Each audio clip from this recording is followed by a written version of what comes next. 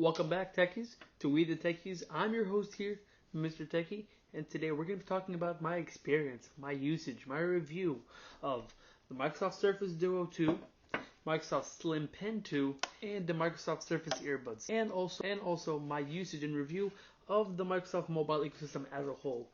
Now, to give you Techies some context, for the last 10 days, 2 weeks, yes, that's how much I needed to realize this was a phone that I was going to return. First phone I ever returned in a return window in years. That's how long I needed to know this was not the device I expected it to be, Techies. But for some context, before this, my phone of choice was the Z Fold 3 with the Samsung S Pen, and alongside it was the iPhone 13 Pro Max. Now, the Z Fold 3 shares a lot in common with the Surface Duo. They're both made to be productivity-focused devices. Devices for professionals rather than the average consumer. They both have their set of compromises. They both have things they excel at, and they take two very different approaches to big screen devices that we can fit in our pockets. Now, before we get into reviewing the Surface Duo 2, I want to compare a couple of things about these two devices. First, Microsoft played it smart. They gave you a way to magnetically attach the Surface Slim Pen with the device. It's a strong hold, doesn't fall off too easily, but could have had a better placement. And also, don't like how, when you're using the device, pokes you over here.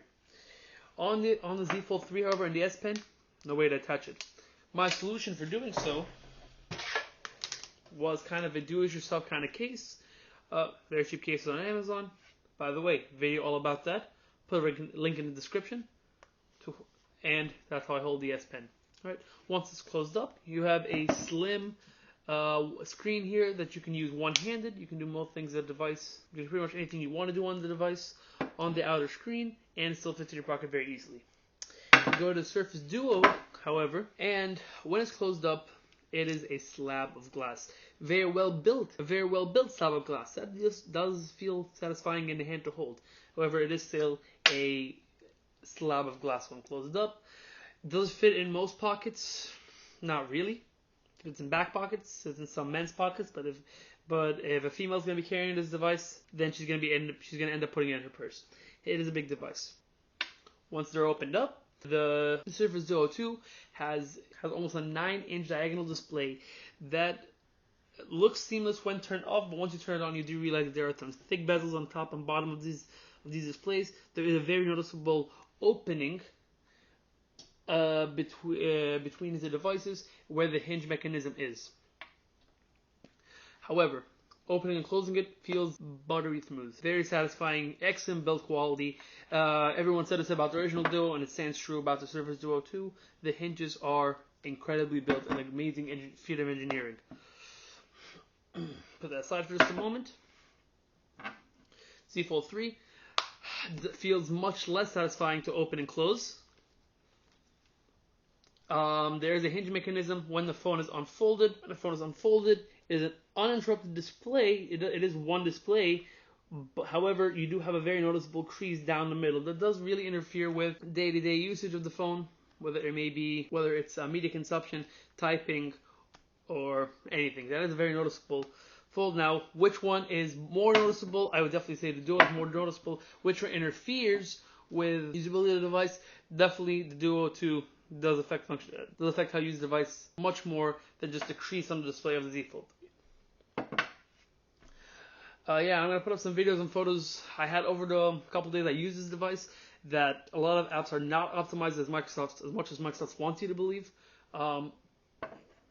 Very simple things like the app tray.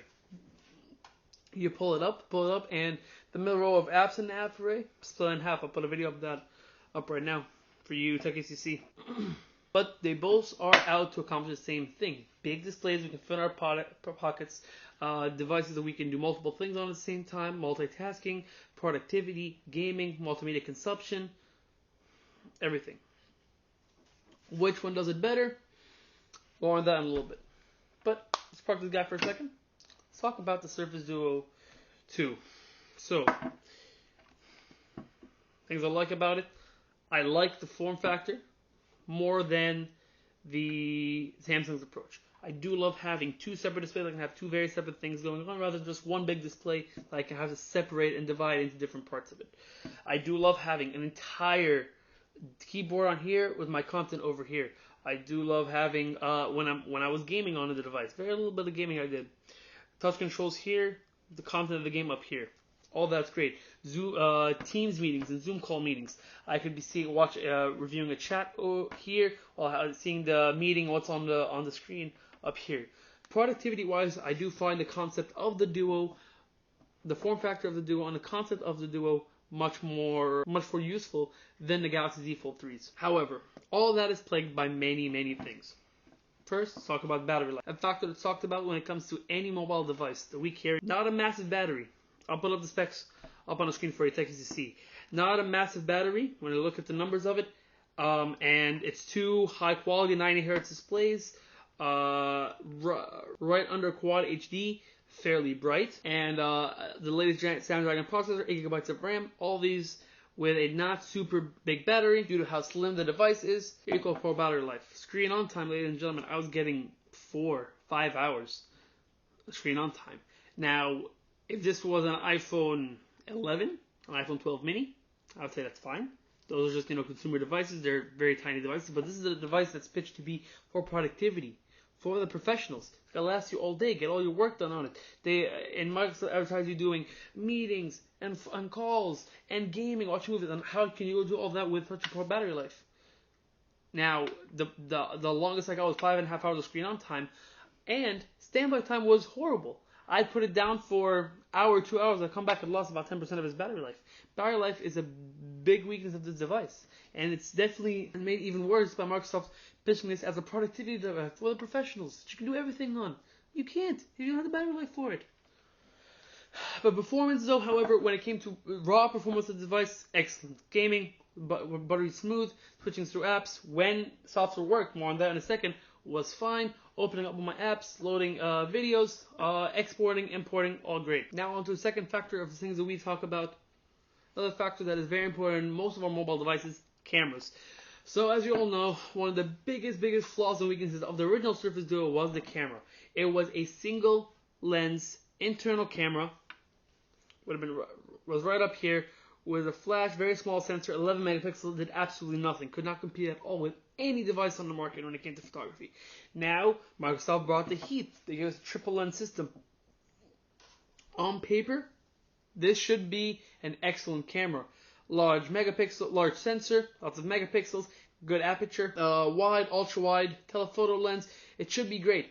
But as we all know, techies, that megapixels and more lenses do not equal a great camera. It's all about ISP, image sensor processing. That's why Apple, with 3 12 megapixel cameras, has such an amazing job every year with the iPhone's cameras. That's why Google, even before the Google Pixel 6 and its triple camera array, even when they had 1 and 2 lenses and 12 and 16 megapixel cameras, they were still excellent cameras because of Google's image sensor processing, how they process those images after it was captured. Microsoft was never a photography company. They were never known for their photography skills. They were never great at cameras. I take a photo and I'd be waiting there 5 to 10 seconds for that photo to process, and even when it did process, it was horrible. I'll put up some shots. For you to take a look at. I took some shots with my Z Flip 3, Z Fold 3, iPhone 13 Pro Max, Pixel 5 because I haven't got my Pixel 6 yet, unfortunately. This phone fell short in almost every category. Didn't have anything going for it when it came to photography. Pretty disappointing camera. But, I mean, if you're a photographer, you're not buying this phone. And now the software. The software was also a big talking point about the original Surface Duo. Wasn't all that great. Microsoft Skin wasn't that great. Lots of bugs. They had to do update after update after update to give people a better experience. But in the end, it was still a bad experience. Of course, the fanboys are like, oh yeah, now it's flawless. This update or that update, fix it for me. No. Out of the box, techies, and you saw this in my unboxing. If you haven't watched that already, you should definitely go watch that. I'll put that in the description. In my unboxing, I unboxed the device, go and set it up. There was software update available. In the 2 weeks I used the device, almost 2 weeks, I didn't get any single software update. So this was the latest software that the device got. The phone crashed several times a day. When I say crash, I don't just mean I was on an app and it just froze and closed. No, I'm talking about apps refusing to open, phone not doing anything, nothing moving, nothing working, things not working like they should. The phone was a complete mess. This was the worst Android experience I've had. This was the first experience with a mobile OS I've ever had since my Note 9 in 2017. That was also a horrible software experience. This phone is no different. Horrible software experience. Now, this is not me bashing Android, because you techies know how I feel about Android. But this is not talking about Android. This is talking about Android 11, because I didn't get 12, of course, on a Surface Duo 2 running Microsoft Skin.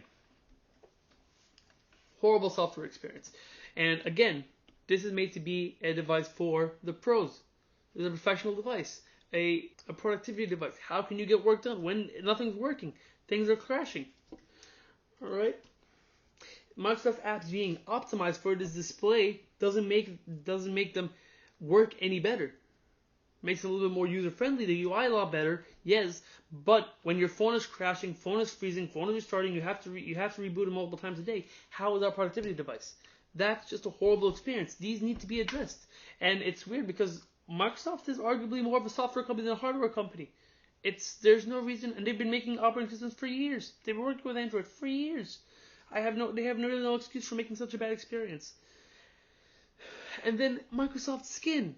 Oh my god, Microsoft Skin. It never looked good in the promotional videos. And when I tried it out with the original Duo, it never looked great. I hated the interface of it, but of course, Android customizable. You can get different. Within 2 days of using the device, I had to get Nova Launcher. Because the Microsoft Launcher just didn't make any sense. It wasn't intuitive. It wasn't reliable. And even Nova Launcher, a lot of those customizations didn't work on the device. All it was give me, let me put more apps on the app launcher, in the app drawer, more apps on the home screen, but that doesn't change the device, ladies and gentlemen. Man, it's just Microsoft Skin needs an entire revamp and reworking, or honestly, let it run pure Android. Hey, speaking of pure Android, I'm waiting for that Pixel Foldable, Google. Hey, when you're ready to launch the device, hit me up. I'd love that device. This kind of form factor, this big display, now that you've released Android 12L, Google, I'd love to see stock Android on this kind of form factor. Now, upgrades over the original Duo. Massive upgrade over that. 5G compatibility, excellent. I got 300 and 400 megabit speeds when I had my T-Mobile SIM card here. Excellent, no complaints there. Processor boost, RAM boost, 8 gigabytes of RAM, good. Storage, $1,500 for 128 gigabytes. I mean, hey, $1,800 here, but I got 256 and 512 for an extra $100. So, value proposition, not there. But of course, hey, no one's buying these devices for the value proposition of them. Cameras, massive improvement, still not very good.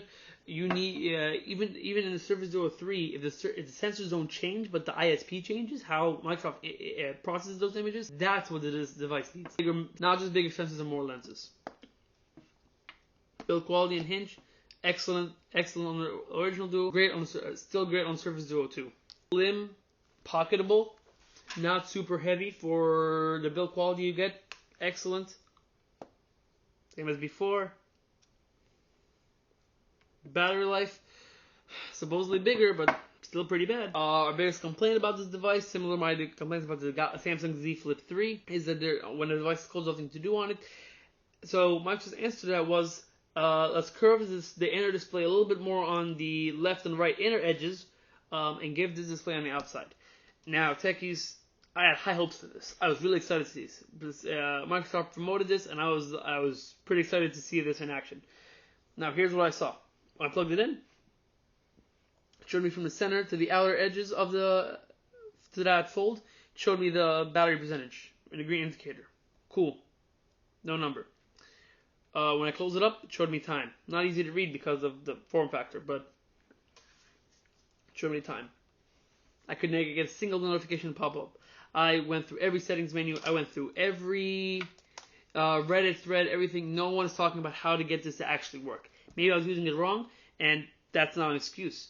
If I was using it wrong, they should have a how-to area about it. They should have a settings area, how to get this to work. But I had it for almost 2 weeks. Not a single notification popped up when the device was closed.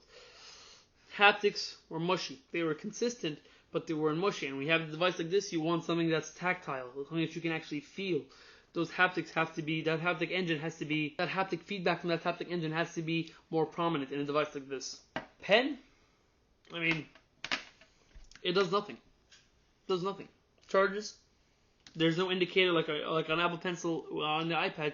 You magnetize it to the side of the iPad. It tells you it's charging. Gives you an indicator that your pen is connected to the iPad.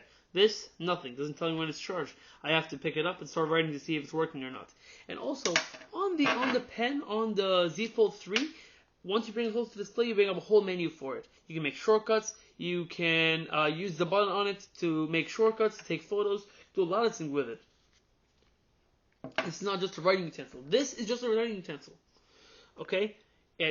In Teams, I can handwrite notes, but in Teams, I mean, it's a business messaging app. Okay, you're not gonna be doodling people's smiley faces. Okay, there is no like OS-wide support for the pen, like on the Apple Pencil, on the iPads, or the S Pen on the Z Fold 3. I like that. It's clicky. That's what it's got going for it. But it's not very useful. It's just a writing utensil, and not in very limited capacities. It doesn't have much going for it. I mean, I'm going to say that line a billion times in this review, Techies. Microsoft ecosystem and Microsoft products, they don't have much going for it in this case. So disappointing there. You Techies know I love style. I love pens with my devices. I would like the iPhone to have a pen. I love it on my iPad. I love it on my iPads. I love it on the Z Fold 3. I was looking forward to using it on Microsoft on the Surface Duo 2, but disappointment there.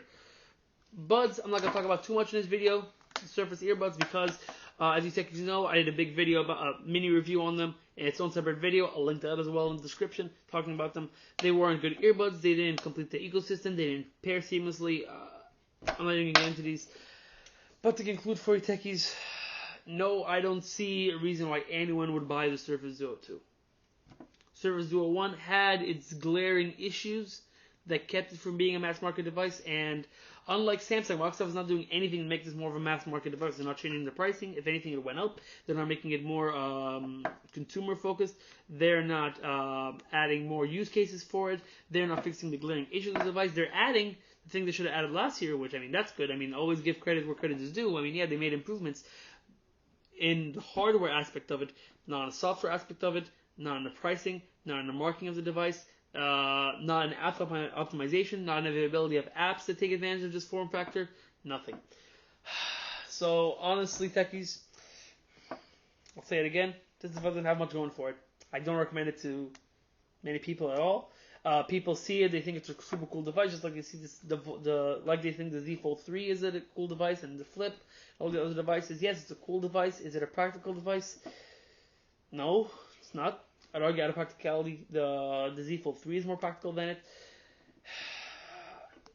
And like I said, Techies, this is the first device I've ever returned in the return window in years. There are devices which I haven't been that happy with, haven't been that satisfied with. I've just kept around. I've used as backup devices. I like them because, I mean, I have some use for them. This device, no. Huge money pit. Microsoft ecosystem, mobile ecosystem, I should say, not there. Techies, if you're looking for a productivity device, a big screen device you can put in your pocket, Z Fold 3. That's the way to go. This is going to be my daily driver until my Pixel 6 Pro arrives, and this is going to be it. I mean, I gave the Surface, the Microsoft mobile ecosystem a huge shot. Went a leap of faith. I was excited for it. I gave it a chance. I gave it an opportunity to impress me and to wow me. Didn't do any of that. And yeah, these are all being returned ASAP to Microsoft. And Techies, I do hope you enjoyed this review and my feedback on using the Microsoft Surface Duo. I hope that I've helped some of you make decisions on whether to buy or not to buy this product. I hope I've given you the feedback that you want. And Techies, I do always strive to give you the best content for the Techies by the Techies here at We the Techies. So please, Techies, if you have any kind of feedback or constructive criticism, I do really appreciate it. I am trying my best to be the very best content creator I can for all my Techies out there, to keep you guys informed, have discussions, form discussions on all these products, and give all the best information I can. Until next time, Techies, Take it easy. Stay safe. I'll catch you in the next one.